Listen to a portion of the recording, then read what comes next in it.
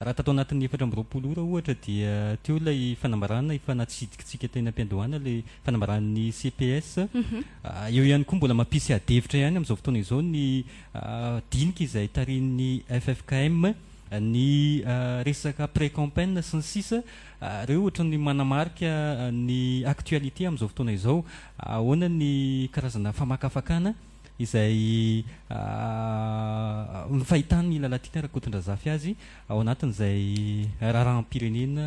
mafampana izay ny zavatra tsikaritry aloha ary somary mampalahelo akely Mbintsora Neveson dia hoe misy karazana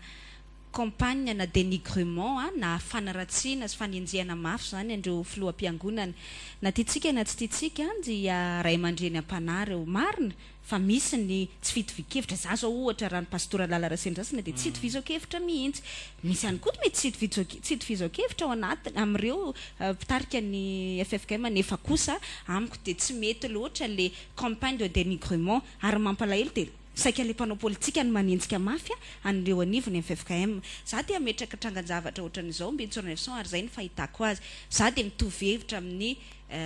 vahoaka malagasy ataoko hoe ao anatiny maro anisa amin'izao fotoana izao tsika moa tsy manana système de sondage tena hoe fiable zany na azo itokisana fa raha mandeha kosa ianao na aiza naiza le anao amin'izao fotoana izao dia mikaikaika mafy ny vahoaka malagasy ary mangetaeta aingana hoy ny anaovana ny fifidianana fitentsika foana ny fifidianana faran'izay aingana fifidianana faran'izay aingana ivoahana amin'ny crise fa ny mpanao politika tsika malagasy tsy miaina eny anivon'ny fiarahamonina mahita sy miara-mifangaro amin'ireo vahoaka malagasy ireo hoe mikaikaiky no anina androany tadiavina raha ampitso ny trosa mitambesatra eo amin'ny soroka ny fiainana andavanandro ny maso mipitrapitra mijery an'ireo zaza tsy mihinan-kanina ao an-trano tsy miaina an'izany le mpanao politika tsika satria mody any mitondra fiara izy marina vatratrany embouteillage izy angamba fa mitondra fiara tsara tarehy izy dia ao anatin'ny vitre fumée ao izy dia mody any an-trano izy dia mijery fahita lavitra izy dia mitsotsotra eo am-pandriana izy tolorana sakafo izy fa lay vahoaka madinika io fifidianana io ny fanantenany amiko kosa na inona Mbintsora Neveson zavatra fa fahazarana na inona Mbintsora Neveson dia mila kosa atao io fifidianana io za zany te ametraka manao hoe tsy misy maharatsy ilay initiative ny FFKM zay mariantsika fa nametraka izy hoe zay nge mpanamora facilitateur zay manamora ny adevitra fotsiny zay fa tsy hoe maninona kosa raha misy tondrokevitra mivoaka ao no ny FFKM no enjehantsika tsy ny FFKM ngeny nanao an'le faneho-kevitra sy ny teny hoe sivy transition bis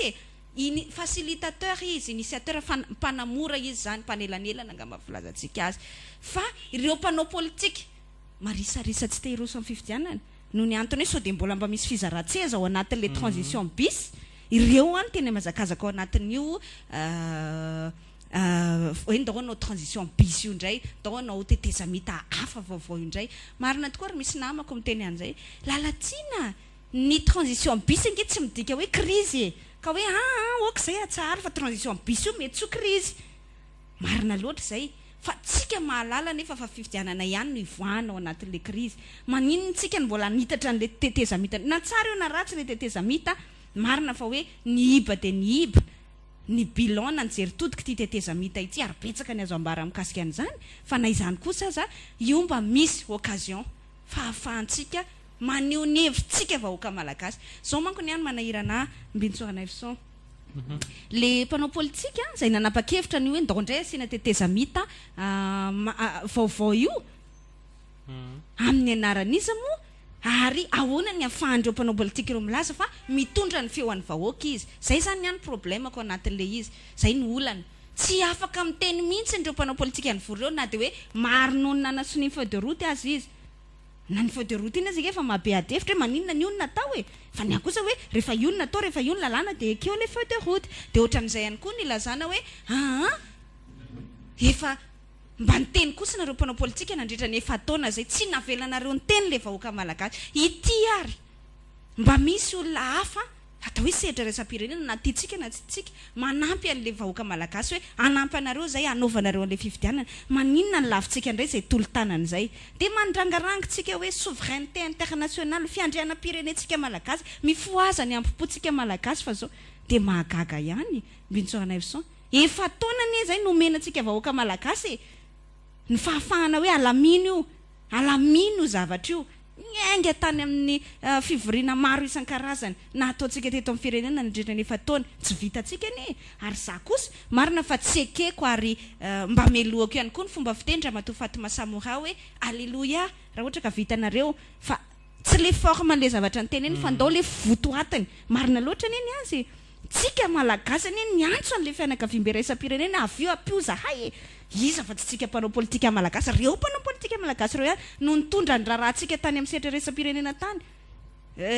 Maputo, Addis Abeba nandehanana daholo rehefa renivohitra azo nanaovana adefitra tao amin'ny firenena afrikanina tao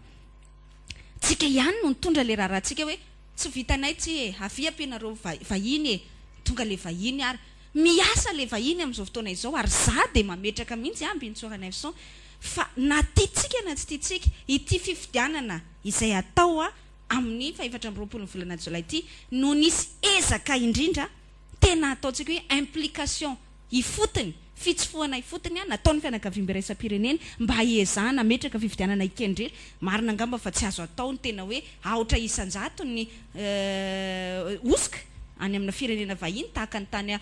États-Unis tadiditsika ny affaire Floride tamin'ireny taona 24 reny ngamba raha tsy diso ago nisy tsy 24 manko nalan'ny Barack Obama fa ny tao alohan'izay fifidianana efa taona tao alohan'izay nisy andreny adefitra be tany Floride hoe ohatra misy bourrage des urnes sy ny tariny fantatsika reny zany hoe tsy azo atao ngamba dia misoroka hoe aotra isan-jato ny osika fa kosa niezaka ataon'ny fianakaviam-be raisam-pirenena amin'izao fotoana izao na ny logiciel izay apetraka io na ny fampitaovana io ary fantatro satria mba manana tombony kely ny tena miresaka matetika amin'ireo fianakaviam-be raisam-pirenena ireo dia mahafantatra hoe misy ezaka betsaka na ny fanangonana ny vokatra amin'ny alalana helikoptera sy ny tariny zany hoe ho atao eto amintsika tsy azotsika vahoaka malagasy atsaina angamba hoe hatraiza ny alala amin'ny fitsofoan'ny fianakaviam-be raisam-pirenena amin'le processus électoral andresahako fa tsy hoe tsofoka amin'ny raharam-pirenentsika izy ka hoe tsika mila manana fiandrianantsika ary io amiko fiatsaram-belatsy ihany Bintsogana Evson hoe tsika mila manana ny fandrianam-pirenentsika tsika ka tsy mety ny ataondreo vahindreo mitsabaka amin'ny raharantsika nefa tsika ihany nampitsabaka azy tao anatin'le raharantsika aiza misy an'izany hoe avy apio zay avy mihitsy isaky ny anina dia hitory any amin'ny communauté internationale zay efa nataontsika ary le izy dia assume hoe ekeo satria tsika ny nanao an'izay dia zay ny ano apetrako Bintsogana Evson hoe mba meo chance le vahoaka malagasy meo heritsika le vahoaka malagasy mba haneo ny heviny amin'izay fa efa taona zay ampy zay ny anareo mpanao politika dia tonga dia ararotiko satria tsy maintsy hiteny ana an'izay manko zao le misy namako zany miadevitra zay momba n'io resaka conférence au sommet io dia hoe lalatsiana ny tena tsy azoko aminareo anie dia zao hoe atao ahoana daholo zany avela eo zany tsy maty manota satria ty réconciliation ty nge mba misy hoe processus vérité ihany koa hoe misy ezaka zany hoe inona marina ao anatin'le za te ametraka Bintsogana Evson hoe ny tany amin'ny firenena afrikana tatsimo izay référence na andeha ataontsika hoe azontsika jerena ohatra mivaingana tao anatin'izay hoe fampihavanam-pirenena izay antonany maro mba tsy ilazako hoe hatramin'izao tsika miteny zao tsy hoe mba tsy ilazako fa tena hatramin'izao tsika miteny zao dia mbola manao an'izany réconciliation nationale izany na fampihavanam-pirenena izany foana ny afrikana tatsimo amin'ny alalan'le mainty mbola mihavana amin'ny fotsy ny tamin'izany fotoana na zao tsika miteny zao nge mbola mianatra miara-monina ny mainty sy ny fotsy ny Afrika Atsimo zany hoe tsy vitana taona vitsivitsy tsy vitana ezaka kely ivory mandritra ny 3 andro zany réconciliation nationale zany fa mandritra ny taona lava dia iandry an'izay ve tsika vanao fifidianana hoe ka tsy réconcilie tsy mihavantsika malagasy fa ndao aloha hiavana vanao réconciliation dia ozy le namako izay miteny dia avela zany tsy maty manota ozy dia za te ametraka ohatran'izao ny fisininy tsy maty manota Bintsogana Evson dia tsy azo ekena tokoa ary za dia miombon-kevitra mihitsy amin'ny olona miteny hoe nahoana kosa na velona ny trafikana bois de rose ve zao dia ho ekentsika ny fanodikina volam-panjakana isan-karazany ve zao dia ekentsika ny trafikana volamena mibahan-toerana ve zao dia ekentsika